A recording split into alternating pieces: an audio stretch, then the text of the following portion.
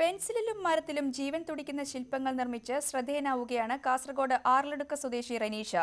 റനീഷിന്റെ കൈവഴക്കത്തിൽ വിരിയുന്ന ശില്പങ്ങൾക്ക് വിദേശങ്ങളിൽ നിന്നും ആവശ്യക്കാരെത്തുന്നുണ്ട്. മരമോ പെൻസിലോ തന്റെ പണിപ്പുരയിലുള്ള പ്രതലമേതായാലും റിനീഷിന്റെ കൈവിരലുകൾ പതിഞ്ഞാൽ ജീവൻ തുടിക്കുന്ന ശില്പങ്ങളായി അത് മാറും. പെൻസിൽ മുനയിൽ വിരിഞ്ഞ മയിലിന്റെയും സർപ്പത്തിന്റെയും വിവിധ സോപ്പ് രൂപങ്ങളും തന്നെ അതിന് ഉദാഹരണം.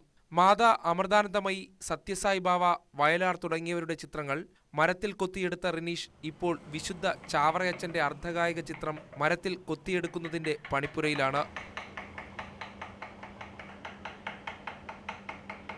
സ്കൂൾ പ്രവൃത്തി പരിചയമേളയിൽ മത്സരിച്ച് വിജയം കൊയ്ത റിനീഷ് 10ാം തരത്തിൽ പഠനം നിർത്തിയപ്പോൾ മുതലാണ് ശില്പനിർമ്മാണ രംഗത്ത് സജീവമായത്.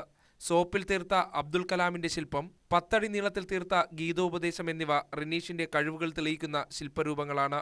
മരപ്പണിക്കാരനായ അച്ഛന്റെ കൂടെ പണിക്ക് പോയി തുടങ്ങിയതിനു ശേഷമാണ് കൊത്തുളിയോട് അടുപ്പം കൂടിയതെന്ന് റിനീഷ് പറയുന്നു. സോപ്പിൽ നമ്മൾ ഫ്രീ ടൈമിൽ ഉണ്ടാക്കുന്നതാണ് അത് ഓരോ ഡിസൈനും ഓരോ സമയം അനുസരിച്ചിട്ടുണ്ടാകും. ഈ പെൻസിലിനും സോപ്പിലൊന്നും വേറെ പരിശീലനം ഇല്ല.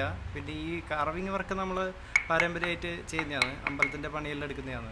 കാസർഗോഡ് ജില്ലയ്ക്കകത്തും പുറത്തും ആവശ്യക്കാരേറെയുള്ള അറിയപ്പെടുന്ന ക്ഷേത്രശില്പി കൂടിയാണ് റനീഷ്. മുസ്ലിം പള്ളികൾക്കുള്ള കവാടങ്ങളും ചർച്ചുകളിലേക്കുള്ള ശില്പങ്ങളും റനീഷ് നിർമ്മിക്കുന്നു. ക്ഷേത്രങ്ങൾക്കുള്ള വ്യാളിമുഖങ്ങൾ കൊത്തിയെടുക്കുന്നതിൽ വിദഗ്ധനായ റനീഷ് കേരളത്തിലും കർണാടകയിലുമായി 70 ക്ഷേത്രങ്ങളിൽ ഇതിനകം മരത്തിൽ ശില്പങ്ങൾ കൊത്തിയെടുത്തിട്ടുണ്ട്. ന്യൂസ് 18 കാസർഗോഡ്.